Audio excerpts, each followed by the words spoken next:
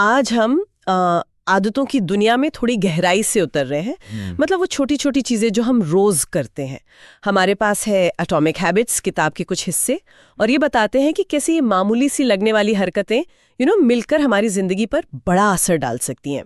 तो आज हम समझने की कोशिश करेंगे कि ये आदतें बनती कैसे हैं, खासकर वो 4 कदम: संकेत, ललक, प्रतिसाद और फिर पुरस्कार। ये है कोर में।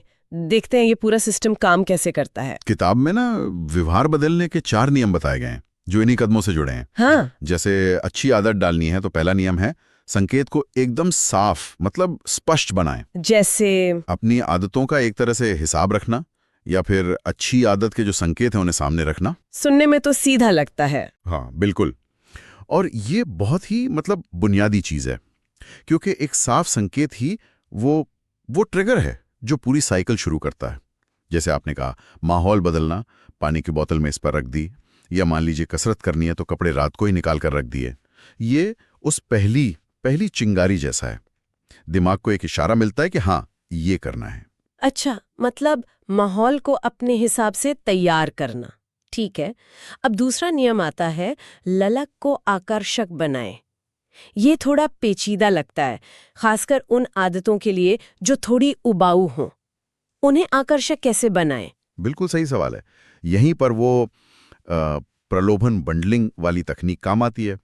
मतलब एक काम जो आप करना चाहते हैं, जैसे कोई पसंदीदा पॉडकास्ट सुनना, उसे उस काम के साथ जोड़ दें जो आपको करना है, जैसे कसरत करना। अच्छा, हाँ। तो दोनों साथ में हो गए।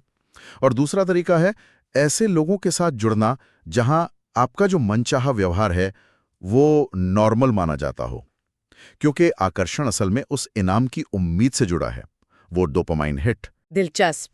मतलब उस इच्छा को किसी मजेदार चीज से जोड़ देना। ठीक है। तीसरा नियम है, प्रतिसाद को आसान बनाए। यहाँ वो 2 मिनट वाला नियम सुना है मैंने कि बस 2 मिनट से शुरू करो। क्या ये सच में काम करता है या बस शुरुआत के लिए है? नहीं, ये सिर्फ शुरुआत के लिए नहीं है। ये हमारे मनोविज्ञान पर आधारित है।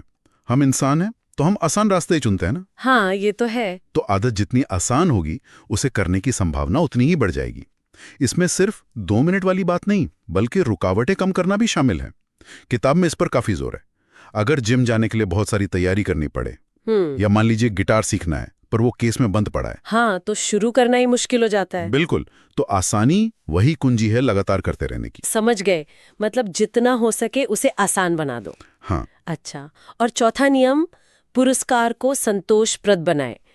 आदत पूरी होते ही खुद को इनाम